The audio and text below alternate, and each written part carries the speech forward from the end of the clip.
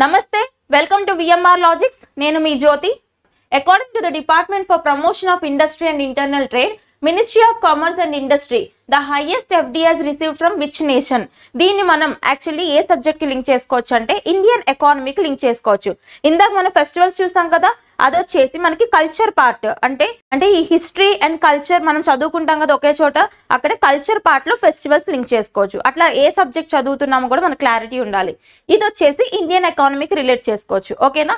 అయితే ఇక్కడ మనం అడిగిన క్వశ్చన్ ఏంటి అంటే, according to ministry of commerce and industry, వాణిజ్యం మరియు పరిశ్రమల మంత్రిత్వ శాఖ తరపున వచ్చిన ఒక ఎఫ్డిఐ రిపోర్ట్ అన్నమాట. అంటే నథింగ్ బట్ ఎఫ్డిఐస్ అంటే ఏంటి?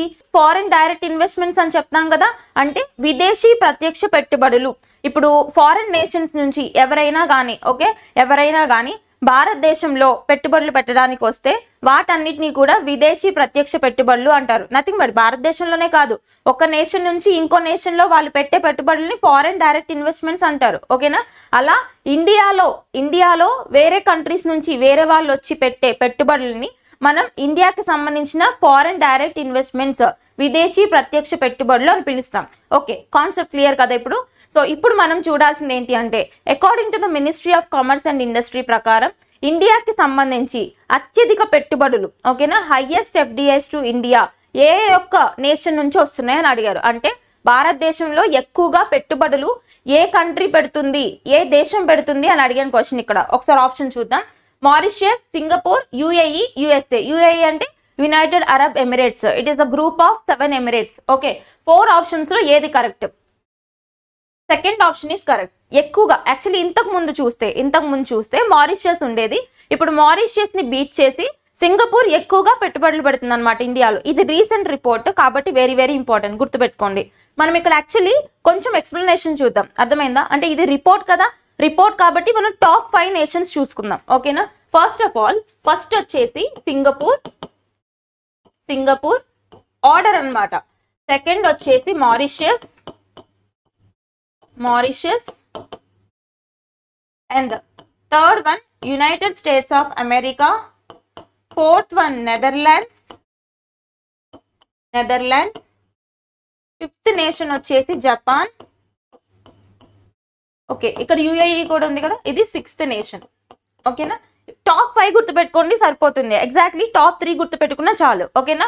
So first of all Singapore ఎక్కువ పెడుతుంది పెట్టుబడులు, తర్వాత మారిషియస్, తర్వాత USA, Netherlands, Japan, UAE. Okay, ఇది ఆర్డర్ అన్నమాట. ఇక్కడ మనం చూసింది Singapore, highest FDIs to India. Okay, గుర్తుపెట్టుకోండి. అండ్ టోటల్ గా ఎఫ్డిఐస్ ఎంత వచ్చాయి మనకి ఫినాన్షియల్ ఇయర్ కి సంబంధించి అంటే nearly 71 billion USD. Okay, 71 to 75 billion USD వరకు మనకి ఇండియాకి ఫారెన్ డైరెక్ట్ ఇన్వెస్ట్మెంట్స్ వచ్చాయన్నమాట. ఓకే, ఎక్కడైనా కానీ పెట్టుబడులు ఎక్కువ వస్తేనే ఆ దేశం అభివృద్ధి చెందుతున్నట్టు లెక్క. ఓకే, అక్కడ చూడాల్సింది ఏంటి అంటే అభివృద్ధి చూడాలి మనం. అంటే మనకి ఎకానమీలో కాన్సెప్ట్ ఉంటుందండి, గ్రోత్ వర్సెస్ డెవలప్మెంట్ అని చెప్పి. అంటే వృద్ధి అభివృద్ధి అని చెప్తారు. అంటే గ్రోత్ అంటే ఏంటంటే నార్మల్ గా జీడిపి గ్రోత్ అవుతుంది అనుకుంటాం మనం. ఓకే, ఓన్లీ ఎకానమీ మాత్రం పెరిగితే సరిపోదు, దాంతో పాటు హ్యూమన్ రిసోర్స్ డెవలప్మెంట్ అలాగే ఇన్ఫ్రాస్ట్రక్చర్ డెవలప్మెంట్ కూడా జరిగి పీపుల్ యొక్క లివింగ్ స్టాండర్డ్స్ ఎప్పుడైతే పెరుగుతాయో అదే నిజమైన అభివృద్ధి అనేసి మనం చెప్పుకుంటాం. అర్థమైందా? So that was called the real development of the nation. అంటే హ్యూమన్ రిసోర్స్ డెవలప్మెంట్ అంటే నథింగ్ బట్ చిన్నగా జస్ట్ కాన్సెప్ట్ వినండి.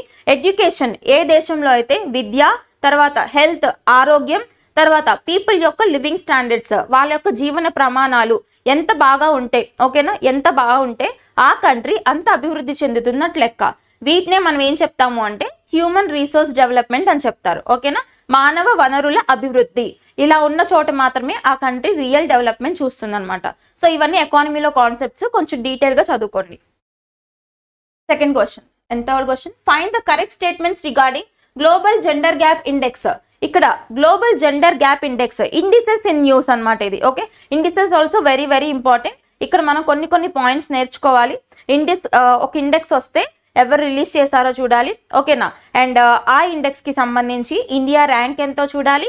అండ్ ఆ ఇండెక్స్ లో ఏ దేశం టాప్ లో ఉందో చూడాలి. ఇఫ్ ఇన్ కేస్ ఆ ఇండెక్స్ కొంచెం ఇంపార్టెంట్ అంటే ఇంకొంచెం ఎలాబొరేటెడ్ గా చదవాలి అనుకుంటే ఆ ఇండెక్స్ ఏ పారామీటర్స్ యూజ్ చేసి తీసుకున్నారో చూడాలి. పారామీటర్స్ అంటే ఏంటి? ఏమేం ఫ్యాక్టర్స్ కన్సిడర్ చేసి ఆ ఇండెక్స్ కి పర్టికులర్ గా ఆ నేషన్ కి ర్యాంకింగ్ ఇచ్చారు అనేసి చదువుకోవాలన్నమాట. ఓకేనా? సో ఇక్కడ మొత్తం కవర్ చేద్దాం ఈ ఇండెక్స్ కి సంబంధించి.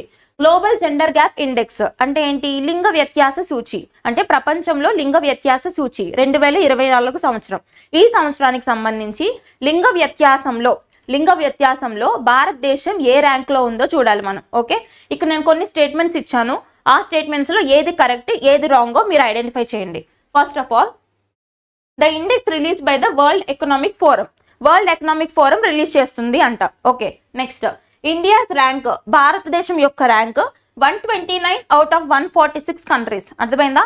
146 దేశాలని కన్సిడర్ చేసి ర్యాంకింగ్ ఇస్తే 129వ స్థానంలో భారతదేశం ఉందంట. Next, Iceland retained it's top spot. Iceland అనేది టాప్ నేషన్ గా నిలిచింది ఈ ఇండెక్స్ లో. And next, 3 parameters were considered. 3 అంశాలని ఉద్దేశించి ఈ ఇండెక్స్ ఇవ్వడం జరిగింది. ఓకేనా? సో ఇప్పుడు ఆప్షన్స్ చూడండి. యాక్చువల్లీ మనం ఇండెక్స్ చదవడానికంటే ముందు ఇక్కడ ఒక కాన్సెప్ట్ ఇంపార్టెంట్. అదేంటి అంటే కొన్ని ఇండిసెస్ లో కంట్రీ అనేది పైన ఉంటే మంచిది, కొన్ని ఇండిసెస్ లో కంట్రీ కింద ఉంటే మంచిది. అర్థమైందా? For example corruption, cyber crime ఇలాంటి వాటిల్లో లాస్ట్ ఉంటే మంచిది. కొన్ని ఇండిసెస్ ఇట్లాంటి గ్లోబల్ జెండర్ గ్యాప్ ఇండెక్స్ కానీ, హ్యూమన్ డెవలప్మెంట్ ఇండెక్స్ కానీ, అండ్ ప్రెస్ ఫ్రీడమ్ ఇండెక్స్ కానీ ఇలాంటి వాటిలో టాప్ లో ఉంటే మంచిది అనమాట. ఓకే, సో ఈ ఇండెక్స్ లో మనం టాప్ లో ఉండడం మంచిది. ఎందుకంటే లింగ వ్యత్యాస సూచి అంటే ఆ దేశంలో లింగ వ్యత్యాసం ఎంతగా ఉంది అని చెప్పే సూచి అనమాట. ఓకేనా? సో చూద్దాం ఇక్కడ మనం ఫస్ట్ స్టేట్మెంట్ చూద్దాం. Index release by world economic forum, right answer. ఈ స్టేట్మెంట్ కరెక్టే, వరల్డ్ ఎకనామిక్ ఫోరం రిలీజ్ చేస్తుంది. ఇండియా ర్యాంక్ 129 అవుట్ ఆఫ్ 146, ఇది కూడా కరెక్టే. Next, Iceland retained it's top spot. Iceland అనేది టాప్ స్పాట్ తీసుకుంది, అంటే Iceland being the top nation in this index అనమాట. ఓకే, ఇది కూడా కరెక్టే. కాకపోతే ఫోర్త్ ఆప్షన్ చూడండి, ఫోర్త్ ఆప్షన్ రాంగ్ అనమాట. ఓకేనా? ఎందుకు రాంగ్ అంటే నేను ఇక్కడ ఇచ్చింది 3 పారామీటర్స్, అంటే 3 అంశాలను ఉద్దేశించి ఈ ఇండెక్స్ ఇస్తున్నారని చెప్పా. కానీ యాక్చువల్ గా చూస్తే ఇక్కడ కన్సిడర్ చేసేది 4 పారామీటర్స్. కొంచెం డీప్ గా అడిగితే ఇట్లానే మల్టిపుల్ స్టేట్మెంట్స్ ఇచ్చి కన్ఫ్యూజ్ చేస్తారు. కొంచెం గ్రూప్ 1 లెవెల్లో అడుగుతారనమాట ఇట్లాంటి క్వశ్చన్స్. గ్రూప్ 1, గ్రూప్ 2 ఈ లెవెల్లో అడిగే ఛాన్స్ ఉంటుంది. ఓకే, చూద్దాం మనం. ఈ 4 పారామీటర్స్ కూడా ఏంటి అని మీరు తెలుసుకోవాలంటే చూడండి. ఒకటి economic opportunities, and second one వచ్చేసి health, next education, and next వచ్చేసి political empowerment.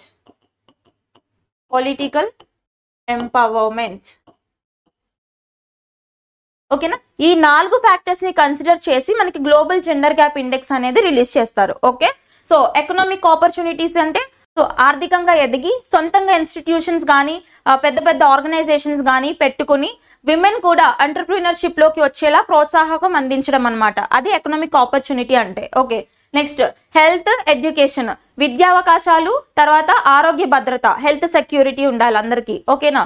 And next political empowerment, very very important, రాజకీయ సాధికారత.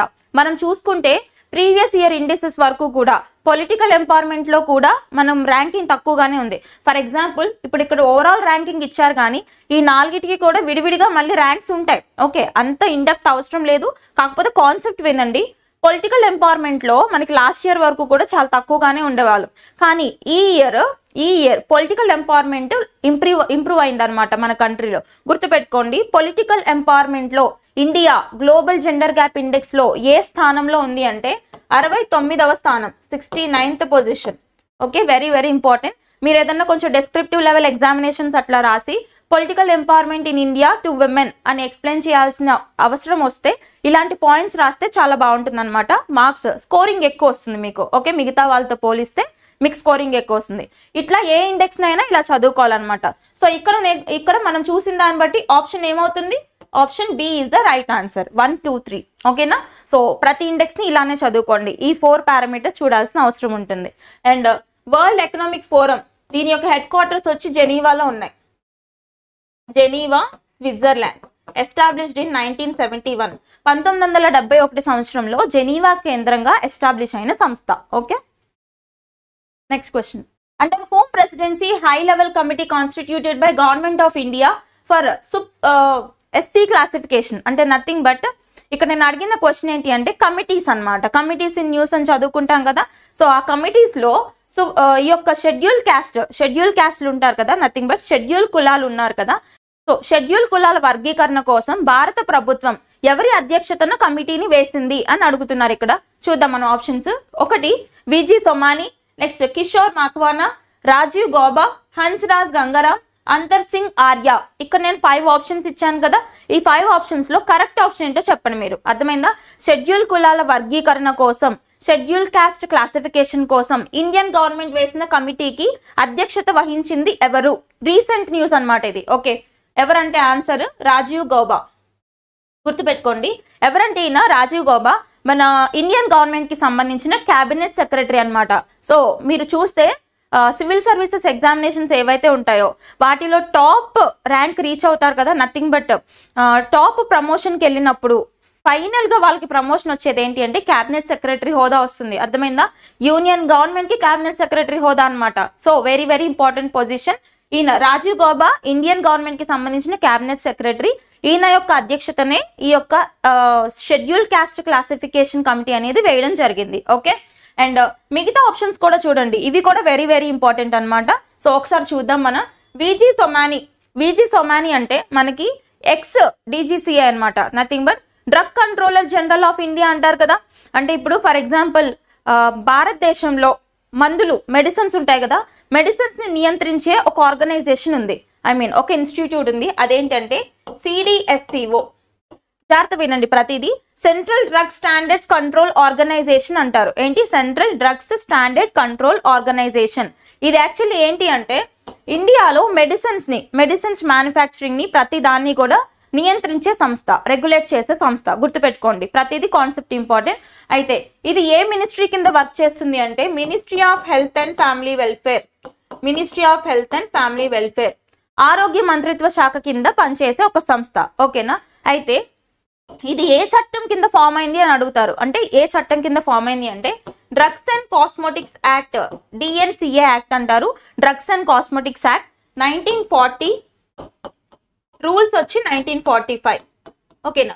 1940 చట్టం అని గుర్తుపెట్టుకోండి. డ్రగ్స్ అండ్ కాస్మెటిక్స్ యాక్ట్ కింద ఫామ్ అయిన ఒక ఆర్గనైజేషన్, మెడిసిన్స్ నియంత్రించే ఒక ఆర్గనైజేషన్ సిడిఎస్సిఓ అంటారు. ఓకే, ఈ యొక్క సిడిఎస్సిఓ ఏదైతే ఉందో కదా, ఇక్కడ కన్ఫ్యూజ్ అయ్యేది ఏంటంటే అందరూ సిడిఎస్సిఓ డీజీసీఏ ఈ రెండింటికి డిఫరెన్స్ తెలీదు. ఈ సిడిఎస్సిఓ అనేది ఆర్గనైజేషన్ అయితే దీనికి ఉన్న head drug controller general of India, లేదంటే డ్రగ్ కంట్రోలర్ జనరల్ అథారిటీ అంటారు. Okay, DGCA. ఈ డీజీసీఏ ఎవరైనా ఉన్నారో ఈ ప్రీవియస్ పొజిషన్ లో విజీ సోమాని ఉండేవాళ్ళు ప్రీవియస్ పొజిషన్ లో. ఇప్పుడు రీసెంట్ గా మనకి మళ్ళీ చేంజ్ అయ్యారనమాట. లాస్ట్ ఇయర్ చేంజ్ అయ్యారు. మన డీజీసీఏ ఎవరు అని అడుగుతారు, గుర్తుపెట్టుకోండి. ఎట్ ప్రెసెంట్ మన డీజీసీఏ ఎవరు అంటే Rajiv Singh Raghuvanshi. Appointments in news కింద వెరీ వెరీ ఇంపార్టెంట్ ఈ question. Number of questions cover అవుతాయి. రాజీవ్ సింగ్ రఘువంశీ. ఓకేనా? ఈయన ప్రెసెంట్ డీజీసీఏ ఆఫ్ ఇండియా అన్నమాట. గుర్తుపెట్టుకోండి, ఇది ఫస్ట్ ఆప్షన్ కి సంబంధించిన ఎక్స్ప్లెనేషన్. నెక్స్ట్ కిషోర్ మక్వానా ఎవరంటే మనకి కమిషన్స్ ఉంటాయి కదా, షెడ్యూల్ కులాలకు సంబంధించి, షెడ్యూల్ తెగలకు సంబంధించి, బీసీ కమిషన్స్ అని చెప్పి ఉంటాయి కదా. అట్లా చూసుకుంటే ఇక్కడ మనకి కిషోర్ మక్వానా అనే ఆయన national commission for scheduled caste యొక్క హెడ్ అన్నమాట. National commission for scheduled caste NCSC కి హెడ్ ఎవరు? Kishore Makwana at present. And Rajiv Gauba మనం చూసాం క్యాబినెట్ సెక్రటరీ, అలాగే ఈ యొక్క షెడ్యూల్ కాస్ట్ వర్గీకరణకి సంబంధించిన కమిటీ హెడ్. గుర్తుపెట్టుకోండి. నెక్స్ట్ హన్స్రాజ్ గంగారాం ఎవరంటే ఓబీసీ కమిషన్ లేదంటే బీసీ కమిషన్ ఏదైతే ఉంటుందో బీసీ కమిషన్ కి సంబంధించిన ప్రెసెంట్ చైర్మన్. అండ్ నెక్స్ట్ అంతర్ సింగ్ ఆర్య ఎవరు అంటే national commission for scheduled tribes కి సంబంధించి కమిషన్ ఏదైతే ఉందో national commission for scheduled tribes యొక్క హెడ్. సో గుర్తుపెట్టుకోండి, ఇక్కడ మనకి 5 అపాయింట్మెంట్స్ కవర్ అయ్యాయి. ఎవరెవరు అంటే Viji Somani ex DGCA of India. So ఇప్పుడు ఎట్ ప్రెసెంట్ డీజీసీఏ ఎవరంటే రాజీవ్ సింగ్ రఘువంశీ అని ఆయన ఇప్పుడు ప్రెసెంట్ డీజీసీఏ అనమాట. సిడిఎస్సిఓకి సంబంధించి హెడ్ అయిన. Okay, and next Kishore Makwana national commission for scheduled caste. గుర్తుపెట్టుకోండి, ఈ యొక్క national commission for scheduled caste అనేది రాజ్యాంగంలోని ఎన్నో ఆర్టికల్ ప్రకారం ఫామ్ చేస్తారంటారు? Article 338. Okay, very very important concepts ఇవన్నీ. National commission for scheduled caste, it is a constitutional body framed under article 338. Next, Hansraj Gangaram OBC commission head, so it is framed under 338B. Next, Antar Singh Arya National Commission for Scheduled Tribes అన్నమాట. So 338A ఓకేనా, comparative గా చదువుకోండి. 338A చెప్పేదేమో scheduled tribes, 338B చెప్పేదేమో OBC సంబంధించిన commission formation అన్నమాట. Okay, so ఇక్కడ మనకి ఆర్టికల్స్ ఉన్నాయి కాబట్టి ఈ మూడు కూడా ఏమంటాం మనం, రాజ్యాంగబద్ధ సంస్థలు, కాన్స్టిట్యూషనల్ పోస్ట్. ఓకే, ఇది సెకండ్ క్వశ్చన్ కి సంబంధించిన explanation. And next question, the satellite Trishna thermal infrared imaging satellite for high resolution natural resource assessment is launched by which space agency. ఇక్కడ తృష్ణ అనే ఒక సాటిలైట్ వచ్చింది. ఇది మనం సైన్స్ అండ్ టెక్నాలజీలో స్పేస్ టెక్నాలజీకి సంబంధించి చదువుకుంటాం అనమాట ఇక్కడ. సో తృష్ణ అనే శాటిలైట్ న్యూస్ లోకి వచ్చింది. ఆ యొక్క శాటిలైట్ ని ఏ యొక్క అంతరిక్ష కేంద్రం లాంచ్ చేసింది అని అడిగాను. ఇక్కడ చూద్దాం మనం. అసలు తృష్ణ అంటే ఫుల్ ఫామ్ ఏంటి అంటే thermal infrared imaging satellite for high resolution natural resource assessment. Full form కూడా చూసుకోండి, ఒక్కొక్కసారి ఫుల్ ఫామ్ కూడా అడగొచ్చు. Okay, so Trishna satellite launch చేసింది ఎవరు? నాసానా, జాక్సానా, రాస్కాస్మోసా, ఇస్రోనా? చూద్దాం. నాసా అంటే యునైటెడ్ స్టేట్స్ ఆఫ్ అమెరికాకి సంబంధించిన స్పేస్ ఏజెన్సీ, తెలుసు కదా మనకి. జాక్సా అంటే జపాన్ కి సంబంధించిన స్పేస్ ఏజెన్సీ. రాస్కాస్మోస్ అంటే రష్యన్ స్పేస్ ఏజెన్సీ. ఇస్రో అంటే మనకు తెలుసు, Indian space research organisation. Okay, at present ఎవరు హెడ్ గా ఉన్నారు అంటే మనకి సోమనాథ్ గారు హెడ్ గా ఉన్నారు. ఓకే, క్లియర్ కదా. సో ఇప్పుడు ఆన్సర్ చూడండి. ఆన్సర్ వచ్చేసి ఇస్రో అన్నమాట. ఇస్రో లాంచ్ చేస్తున్న ఒక శాటిలైట్ పేరే తృష్ణ. ఎవరితో కలిసి అంటే అది కూడా అడుగుతారు. ISRO along with CNSA. CNSA అంటే French space agency. French space ఏజెన్సీతో కలిసి ఇస్రో లాంచ్ చేస్తున్న శాటిలైట్ పేరు తృష్ణ. అయితే దీని యొక్క ఉద్దేశం ఏంటి అంటే ఎర్త్ ఉంది కదా, ఎర్త్ కి సంబంధించిన గ్లోబల్ టెంపరేచర్స్ ఏవైతే ఉంటాయో, ఓకే, భూమి యొక్క టెంపరేచర్, ఉష్ణోగ్రతలని, తర్వాత క్లైమేట్ చేంజ్, వాతావరణ మార్పులని దగ్గరగా ఉండి అబ్జర్వ్ చేయడానికి తీసుకొచ్చిన ఒక శాటిలైట్ అన్నమాట. ఓకే, సో గుర్తుపెట్టుకోండి, concept very very important science and టెక్నాలజీలో. అండ్ దీనికి మనం కొంత అప్డేట్ చేసుకుందాం. రీసెంట్ గా మనకి యాక్చువల్లీ ఇంటర్నేషనల్ స్పేస్ స్టేషన్ ఉంది కదా, ISS అని చెప్తారు. అంటే ఈ యొక్క ఎవరైతే ఈ ఆస్ట్రోనాట్స్ ఉన్నారో వీళ్ళందరూ స్పేస్ లో ఉండి రీసెర్చ్ చేసుకునే విధంగా అక్కడ ఒక స్పేస్ స్టేషన్ ఉంది. 1998లో 5 స్పేస్ ఏజెన్సీస్ కలిసి ఎస్టాబ్లిష్ చేసుకున్నాయి. ఏమేంటవి? సో ఎవరెవరు కలిసి దీన్ని ఎస్టాబ్లిష్ చేశారు అంటే ఇంటర్నేషనల్ స్పేస్ స్టేషన్ ని ఒకటి నాసా అంటే యునైటెడ్ స్టేట్స్ యొక్క స్పేస్ ఏజెన్సీ, తర్వాత రష్యాకి సంబంధించిన రాస్కాస్మోస్, తర్వాత ESA అంటే యూరోపియన్ స్పేస్ ఏజెన్సీ, తర్వాత CSA అంటే Canadian space agency, next JAXA Japan కి సంబంధించిన స్పేస్ ఏజెన్సీస్. ఈ ఐదు కలిసి 1998వ సంవత్సరంలో 1998లో మనకి ఇంటర్నేషనల్ స్పేస్ స్టేషన్ ని ఎస్టాబ్లిష్ చేశాయి. ఎక్కడ అని అడుగుతారు? లో ఎర్త్ ఆర్బిట్స్ ఉంటాయి కదా మనకి, ఆ వాటిల్లో కూడా లో ఎర్త్ ఆర్బిట్ ఏదైతే ఉందో అక్కడ ఎస్టాబ్లిష్ చేశారనమాట. సో దీనికి సంబంధించి రీసెంట్ అప్డేట్ ఏంటి అంటే, సో 2030 కల్లా గుర్తుపెట్టుకోండి, బై 2030 2030 సంవత్సరం కల్లా ఈ ఇంటర్నేషనల్ స్పేస్ స్టేషన్ ని డిప్లాయ్ చేసేయాలి, ఓకేనా, విచ్ఛిన్నం చేసేయాలి అని చెప్పేసి వీళ్ళు ఆలోచిస్తున్నారు.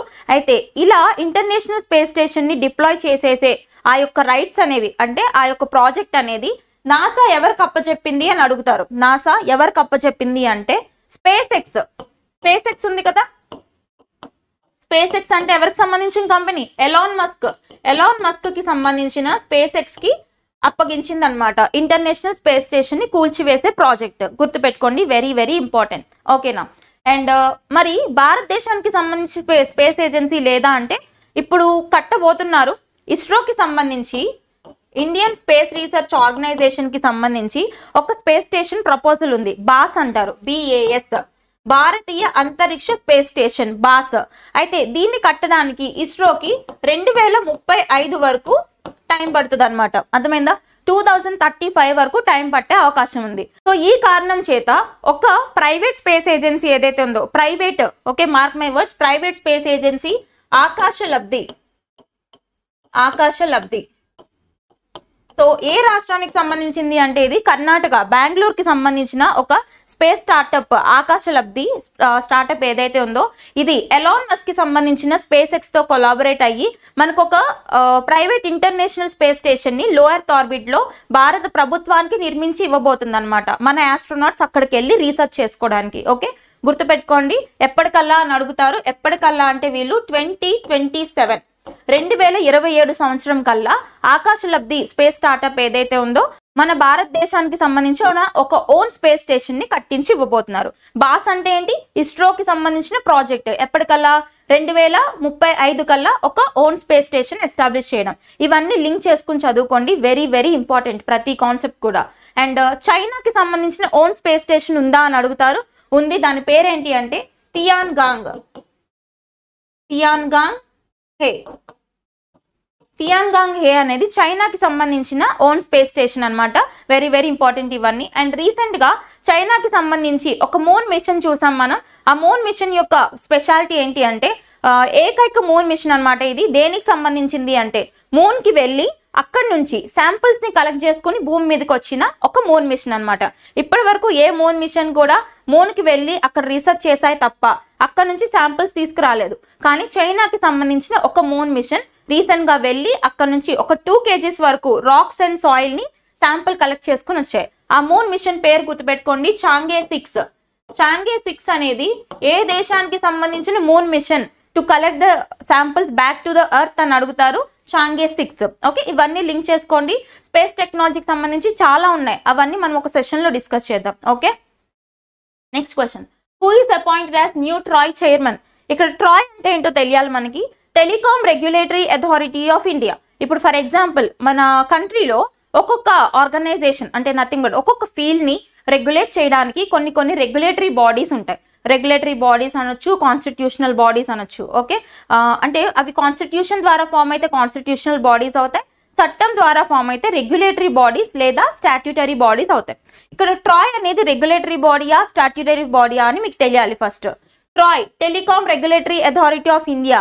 It is the regulatory body formed according to telecom regulatory act 1997. 1977 సంవత్సరంలో ఫామ్ అయింది. ఒక చట్టం మేర ఫామ్ అయింది కాబట్టి it is the regulatory body. ఇప్పుడు నేను అడిగిన క్వశ్చన్ ఏంటి అంటే కొత్తగా ట్రాయ్ కి సంబంధించి చైర్మన్ హెడ్ అపాయింట్ అయ్యారు. ఆయన పేరు ఏంటి అని అడిగా. Appointments in news: Anil Kumar Lahoti, Daljit Singh Chaudhary, Tapan Deka, Ravi Agarwal. ఎవరు? First option Anil Kumar Lahoti is the correct answer అన్నమాట. ఈయన రీసెంట్ గానే అపాయింట్ అయ్యారు. ఓకే, డైరెక్ట్ గా మెన్షన్ చేసుకోండి సరిపోతుంది. మిగతా 3 ఆప్షన్స్ కూడా చూద్దాం మనం. ఇవి కూడా రీసెంటే. ఇక్కడ ఏంటి అంటే దల్జిత్ సింగ్ చౌదరి. దల్జిత్ సింగ్ చౌదరి ఎవరు అంటే రీసెంట్ గా సహస్ర సీమా బల్ ఉంటుంది కదా. ఇప్పుడు సెంట్రల్ ఫోర్సెస్ ఉంటాయా, సిఆర్పిఎఫ్ అని, సిఐఎస్ఎఫ్ అని చెప్పి, అండ్ ఎస్ఎస్బి అని. ఎస్ఎస్బి అంటే ఏంటి? సహస్ర సీమా బల్ ఫోర్సెస్. ఎస్ఎస్బికి సంబంధించిన నూతన డైరెక్టర్ జనరల్ ఎవరు అంటే దల్జిత్ సింగ్ చౌదరి గారు. Okay, next Tapan డేకా. తపన్ డేకా అంటే మన యొక్క ఇంటెలిజెన్స్ బ్యూరో ఐబీ ఉంటుంది కదా, ఇంటెలిజెన్స్ బ్యూరోకి సంబంధించిన ప్రీవియస్ డైరెక్టరే, కాకపోతే ఆయన యొక్క టర్మ్ అనేది మళ్ళీ ఎక్స్టెండ్ అయిందనమాట. నెక్స్ట్ రవి అగర్వాల్. రవి అగర్వాల్ కూడా రీసెంట్ గా మనం అపాయింట్మెంట్స్ లో చూసాం. ఈయన దేనికి సంబంధించింది అంటే CBDT, central board of direct taxes ఉంటుంది కదా, ప్రత్యక్ష పన్నులకు సంబంధించిన ఒక బోర్డు ఏదైతే ఉందో దానికి ఈయన నూతనంగా అపాయింట్ అయ్యారనమాట. సిబిడిటికి సంబంధించి అపాయింట్ అయ్యారు. ఓకే, సో ఇవి అపాయింట్మెంట్స్ ఇన్ న్యూస్. చూసుకోండి జాగ్రత్తగా. ఇంకా ఏమన్నా ఉంటే మనం నెక్స్ట్ సెషన్స్ లో అప్డేట్ చేద్దాం. సో ఇవి మేజర్ గా ఈ రోజు డిస్కస్ చేసిన ఎంసీక్యూస్ అండి. ప్రతిదీ కూడా జాగ్రత్తగా రివైజ్ చేయండి. అండ్ మీకు 2 క్వశ్చన్స్ ఇస్తాను నేను. అంటే 2 క్వశ్చన్స్ లో మనకి మొత్తం 4 క్వశ్చన్స్ కవర్ అవుతాయి. వాటికి సంబంధించిన ఆన్సర్స్ ని మీరు పోస్ట్ చేయండి. నేను ఖచ్చితంగా మీరు పెట్టిన ఆన్సర్స్ చదివి వినిపిస్తాను. మీరు ప్రీవియస్ క్లాస్ వినుంటే నేను ఖచ్చితంగా మీరు పెట్టిన ఆన్సర్ ని చదివాను, రిప్లై కూడా ఇచ్చాను, కరెక్ట్ కూడా చేశా. ఓకే, ఖచ్చితంగా ఇన్వాల్వ్ అవ్వండి. ఇలా చేస్తేనే మీకు ఇంకా ఇంట్రెస్ట్ పెరుగుతుంది. అండ్ మీరు ఇంటరాక్ట్ అయ్యే కొద్దీ నాకు ఇంకా ఎక్కువ చెప్పాలనిపిస్తుంది. ఓకేనా?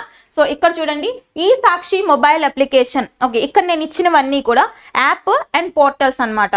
అంటే ఇప్పుడు for example Indian government e governance లో భాగంగా అంటే నథింగ్ బట్ పేపర్ వర్క్ తగ్గించి ఎక్కువగా డిజిటలైజ్ చేయాలి అన్న ఉద్దేశంతో ఈ గవర్నెన్స్, ఈ పరిపాలన కూడా మొత్తం కూడా ఎలక్ట్రానిక్ వేలో చేయాలి అని చెప్పి నంబర్ ఆఫ్ పోర్టల్స్ ని, మొబైల్ అప్లికేషన్స్ ని తీసుకొస్తూ ఉంది.